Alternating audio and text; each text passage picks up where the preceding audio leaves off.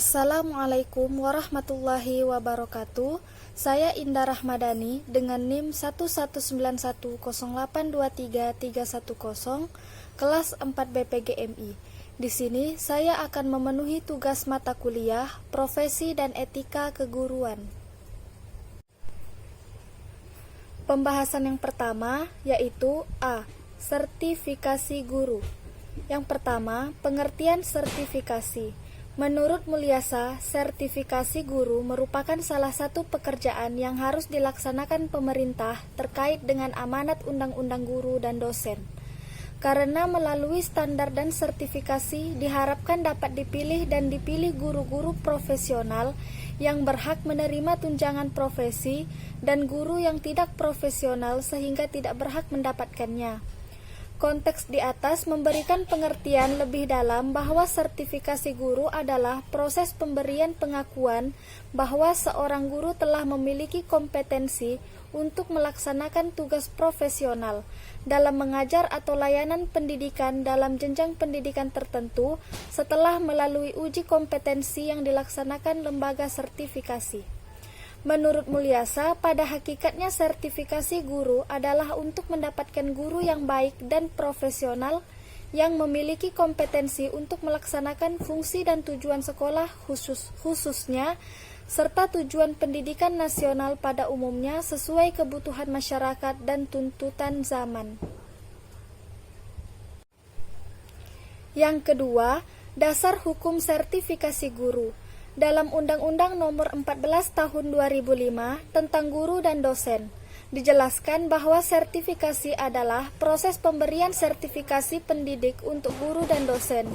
Sedangkan sertifikasi pendidikan adalah bukti formal sebagai pengakuan yang diberikan kepada guru dan dosen sebagai tanda profesional. Sertifikasi guru merupakan pemenuhan kebutuhan untuk meningkatkan kompetensi profesional. Oleh karena itu, profesi sertifikasi dipandang sebagai bagian esensi dalam upaya memperoleh sertifikat kompetensi sesuai dengan standar yang telah ditetapkan. Sertifikasi guru merupakan proses uji kompetensi bagi calon atau guru yang ingin memperoleh pengakuan dan atau meningkatkan kompetensi sesuai profesi yang dipilihnya. Representasi pemenuhan standar kompetensi yang telah ditetapkan dalam sertifikasi kompetensi adalah sertifikat kompetensi pendidik. Sertifikat ini sebagai bukti pengakuan atas kompetensi guru atau calon guru yang memenuhi standar untuk melakukan pekerjaan profesi guru pada jenis dan jenjang pendidikan tertentu. Yang ketiga, tujuan atau ruang lingkup sertifikasi. Sertifikasi guru menunjukkan upaya nyata pemerintah dalam peningkatan kualitas guru sebagai tenaga pendidik dan pengajar dinilai kualitas diri dan kinerjanya. Dengan cara ini, diharapkan dapat diketahui kelayakan seseorang menyandang predikat sebagai guru profesional. Dalam hal ini, program sertifikasi yang diterapkan pemerintah selain untuk meningkatkan kualitas kompetensi seorang guru, dan ini yang paling utama juga untuk meningkatkan kesejahteraan hidup guru. Pembahasan yang keempat, prosedur sertifikasi. Sertifikasi guru dikenakan baik pada calon guru lulusan LPTK maupun yang berasal dari perguruan tinggi non-kependidikan atau bidang ilmu tertentu yang ingin memilih guru sebagai profesi. Kerangka pelaksanaan sistem sertifikasi kompetensi guru baik untuk lulusan S1 kependidikan maupun lulusan S1 non-kependidikan dapat dijelaskan sebagai berikut. Yang pertama, lulusan program sarjana kependidikan sudah mengalami pembentukan kompetensi mengajar atau PKM. Yang kedua, lulusan sarjana non-kependidikan harus terlebih dahulu mengikuti proses pembentukan kompetensi mengajar atau PKM pada perguruan tinggi yang memiliki program pengadaan tenaga kependidikan atau PPTK secara terstruktur. Yang ketiga, penyelenggaraan program PKM dipersyaratkan adanya status lembaga LPTK yang terakreditasi. Yang keempat, peserta uji kompetensi yang dinyatakan lulus, baik yang berasal dari lulusan program sarjana pendidikan maupun non-pendidikan, diberikan sertifikat kompetensi sebagai bukti yang bersangkutan memiliki kewenangan untuk melakukan praktik dalam bidang profesi guru pada jenis dan jenjang pendidikan tertentu. Yang kelima, peserta uji kompetensi yang berasal dari guru yang sudah melaksanakan tugas dalam interval waktu tertentu, yaitu 10-15 tahun, sebagai bentuk kegiatan penyegaran dan pemutakhiran kembali sesuai dengan tuntutan kemajuan ilmu pengetahuan dan teknologi serta persyaratan dunia kerja. Prinsip uji kompetensi guru diselenggarakan serta komprehensif, terbuka, kooperatif, bertahap, dan mutakhir. Kompetensi profesional guru berkembang sejalan dengan pengembangan karir guru. Kompetensi yang dimiliki oleh guru yang baru memasuki tugasnya akan berbeda dengan guru yang telah berpengalaman 10 tahun mengajar. Profil kompetensi pendidikan sekurang-kurangnya meliputi: yang pertama, penguasaan materi; yang kedua, pemahaman tentang peserta didik; yang ketiga, pembelajaran yang mendidik dan dialogis; yang terakhir, pengembangan kepribadian dan keprofesionalan. Pembahasan yang kedua yaitu B. Organisasi profesi. Pertama, pendahuluan. Profesi bukan sekedar pekerjaan, melainkan suatu pekerjaan khusus yang mempunyai ciri-ciri, keahlian, tanggung jawab. Organisasi profesi merupakan suatu wadah tempat para anggota profesional tersebut menggabungkan diri dan mendapatkan perlindungan. Yang kedua, definisi organisasi. Ada beberapa definisi tentang organisasi, antara lain: yang pertama, organisasi adalah satu kebersamaan dan interaksi saling ketergantungan antara individu-individu yang bekerja ke arah tujuan yang bersifat umum dan hubungan kerjasamanya telah diatur sesuai dengan struktur yang telah ditentukan. Yang kedua, organisasi adalah kumpulan orang-orang yang sedang bekerja bersama melalui pembagian tenaga kerja untuk mencapai tujuan yang bersifat umum.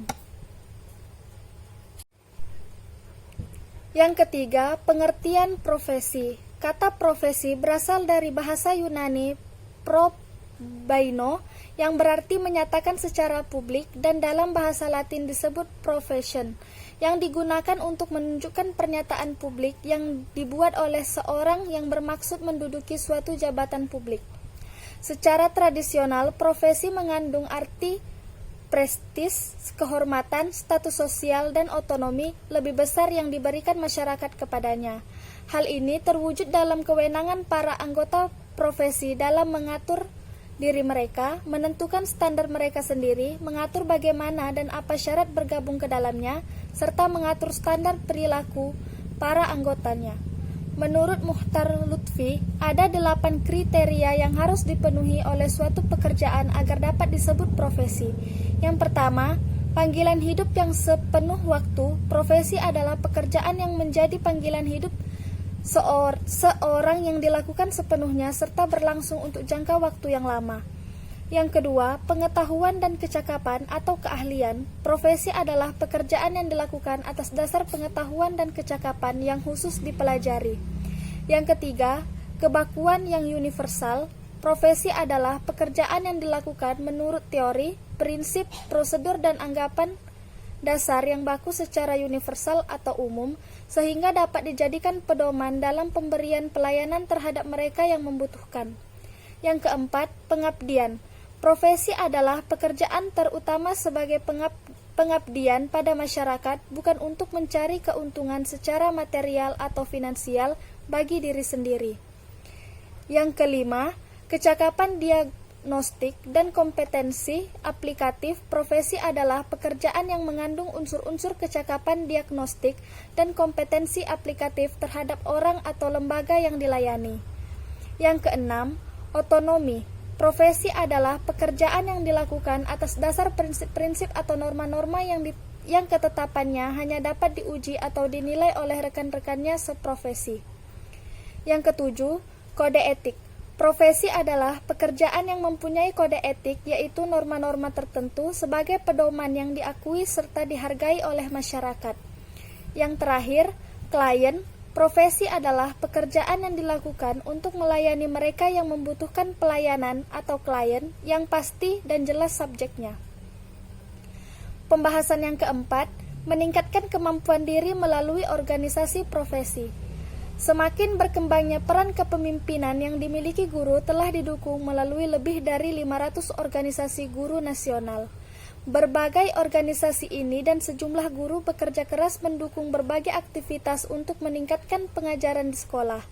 Melalui lobi di Washington dan State Capitol, misalnya, asosiasi guru menyampaikan berbagai isu dan masalah penting dalam profesi pengajaran kepada para legislator, pembuat kebijakan, dan politisi. Banyak asosiasi memiliki staf guru, peer research, dan konsultan yang menghasilkan publikasi profesional, menyelenggarakan konferensi, menyampaikan proposal, terlibat dalam aktivitas peningkatan sekolah, dan mempromosikan kesan positif pengajaran kepada publik. Adapun tugas utama organisasi profesi bertalian dengan pengembangan profesi pendidik adalah mengkoordinasi kesempatan yang ada untuk meningkatkan profesi, menilai tingkat profesionalisme pendidik, mengawasi pelaksanaan pendidikan dan perilaku pendidik sebagai seorang profesional, dan menjatuhkan sanksi terhadap mereka yang melanggar kode etik profesi pendidikan. Di mana dan bagaimana cara meningkatkan profesi pendidik? Ada sejumlah cara dan tempat untuk meningkatkan profesi pendidik, yaitu yang pertama, dengan belajar sendiri di rumah. Kini banyak pendidik, terutama para dosen, memiliki perpustakaan pribadi di rumah sendiri. Yang kedua, belajar di perpustakaan khusus untuk pendidikan atau di perpustakaan umum. Yang ketiga, membentuk persatuan pendidik sebidang studi atau yang berspesialisasi sama dan melakukan tukar pikiran atau berdiskusi dalam kelompok masing-masing. Yang keempat, mengikuti pertemuan-pertemuan ilmiah dimanapun berada selama masih bisa dijangkau oleh pendidik. Yang kelima, belajar secara formal di lembaga-lembaga pendidikan baik negeri maupun luar negeri. Yang keenam, mengikuti pertemuan organisasi profesional pendidikan.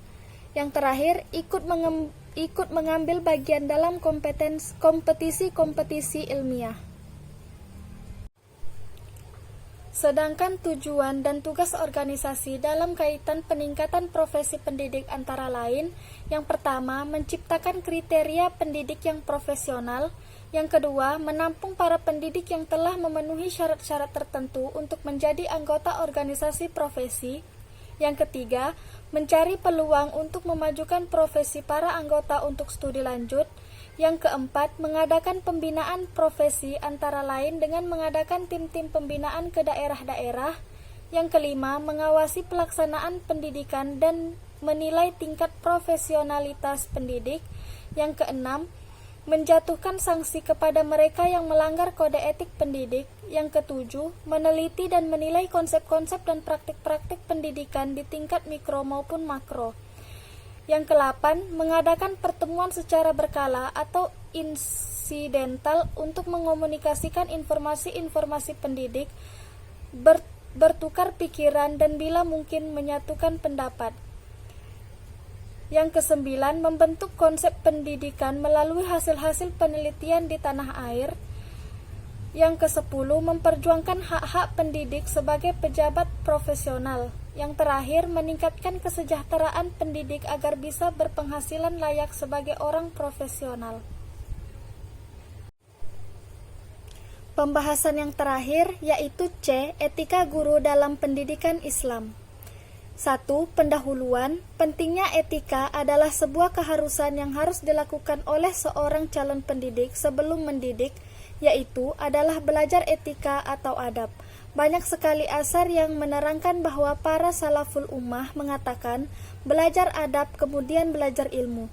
Hal ini menuturkan akan pentingnya etika dalam belajar mengajar. 2. Pengertian etika. Etika adalah refleksi dari apa yang disebut dengan self-control, karena segala sesuatunya dibuat dan diterapkan dari dan untuk kepentingan kelompok sosial atau profesi itu sendiri. Ada dua macam etika yang harus kita pahami dalam menentukan baik dan buruknya manusia dalam berperilaku. Yang pertama, etika deskriptif, yaitu etika yang berusaha meneropong secara kritis dan rasional sikap dan perilaku manusia dan apa yang dikejar manusia dalam hidup ini sebagai sesuatu yang bernilai. Yang kedua, etika normatif, yaitu etika yang berusaha menetapkan berbagai sikap dan perilaku ideal yang seharusnya dimiliki oleh manusia dalam hidup ini sebagai sesuatu yang bernilai dalam hidup. 3. Dasar operasional pendidikan Islam. Dasar yang terbentuk sebagai aktualisasi dari dasar ideal menurut Hasan Langgulung dalam Afiful Ikhwan. Dasar operasional ada 6 macam, antara lain: yang pertama, dasar historis, dasar sosial, dasar ekonomi, dasar politik, dasar psikologis, dan dasar fisiologis. 4. Etika guru dalam pendidikan agama Islam. Seorang guru dalam pendidikan agama Islam disebut dengan ustadz, mu'allim, murabbi, serta mu'addib sebagaimana juga dijelaskan dalam kajian ilmu filsafat pendidikan Islam.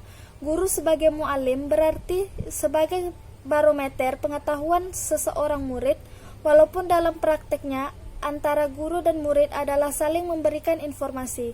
Guru sebagai mu'addib adalah guru sebagai teladan atau disebut dengan kata uswah dalam bahasa Arab, artinya seseorang guru adalah sebagai cermin seorang murid dalam berinteraksi. Guru dilihat dan dicontoh oleh muridnya. Pendidik atau murabbi atau dai merupakan sosok manusia beriman yang berfungsi membimbing, mengarahkan, menunjukkan, mengajak dan menyediakan kondisi-kondisi yang membuat peserta didik menyiapkan dirinya meraih tujuan hidup yang menjadi fitrahnya. Ada beberapa hal yang harus diperhatikan oleh seorang guru sebelum mengajarkan atau menularkan ilmunya kepada peserta didik. Di antaranya adalah: yang pertama, berilmu, beramal, berdakwah, sabar dengannya. Di antara etika yang harus diperhatikan oleh seorang guru adalah sebagai berikut. Yang pertama, mengikhlaskan ilmu untuk Allah. Yang kedua, jujur dalam segala tindakan dan perbuatan. Yang ketiga, serasi antara ucapan dan perbuatan. Yang keempat, bersikap adil dan tidak berat sebelah. Yang kelima, berakhlak mulia dan terpuji. Yang keenam, tawadhu, merendahkan diri kepada Allah. Yang ketujuh, pemberani. Ke-8, bercanda bersama anak didiknya. 9, sabar dan menahan emosi. 10, menghindari perkataan keji yang tidak pantas. Dan yang terakhir, berkonsultasi dengan orang lain. Sekian dari saya, lebih dan kurang saya mohon maaf. Assalamualaikum warahmatullahi wabarakatuh.